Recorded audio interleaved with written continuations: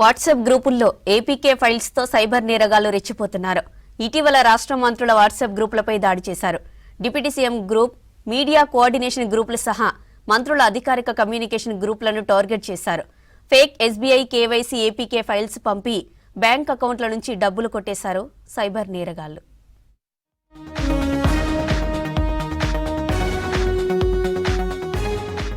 తెలంగాణ రాష్ట్ర మంత్రుల WhatsApp గ్రూపులపై cyber నేరగాళ్లు దాడి చేశారు. Deputy CM group, media coordination గ్రూపులు సహా మంత్రుల అధికారిక కమ్యూనికేషన్ గ్రూపులను టార్గెట్ చేశారు. Fake SBI KYC APK files పంపి అధికారిక అప్డేట్స్ గా నమ్మించారు హ్యాకర్స్. ఈ ఫైల్స్ నిజానికి మాల్వేర్, డేటా చోరీకి వాట్సాప్ అకౌంట్స్ ని హ్యాక్ చేశారు. డీపీలే స్టేట్ బ్యాంక్ ఆఫ్ ఇండియాగా మారిపోయాయి.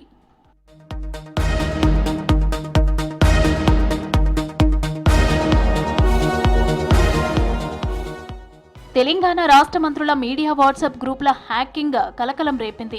ఏపీకే ఫైల్స్ ఓపెన్ చేస్తే గ్యాలరీ ఫైల్స్, డాక్యుమెంట్లు, బ్యాంకింగ్ యాప్స్, ఓటీపీలతో సహా ముఖ్యమైన సమాచారాన్ని చోరీ చేస్తాయి. వాట్సాప్లో వచ్చిన ఏపీకే ఫైల్స్ ఎప్పుడూ ఓపెన్ చేయకూడదని ఎక్స్పర్ట్స్ చెప్తున్నారు. అధికారికంగా కనిపించినా సరే ఎస్బీఐ, కేవైసీ, ఆధార్ వివరాల అప్డేట్ కోసం అనుమానాస్పద లింక్స్ క్లిక్ చేయవద్దని సూచిస్తున్నారు.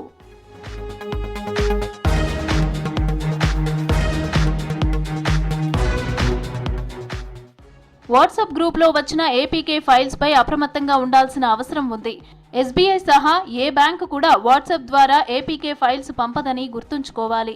ఆధార్ అప్డేట్ కోసం లింకులు పంపించదని గమనించాలి. అపరిచిత నంబర్ల నుంచి వచ్చే ఏపీకే లేదా లింకులను వెంటనే డిలీట్ చేయాలి.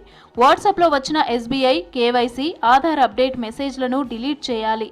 అనుమానం ఉంటే వెంటనే సైబర్ క్రైమ్ నంబర్ 1930కు కాల్ చేయాలి.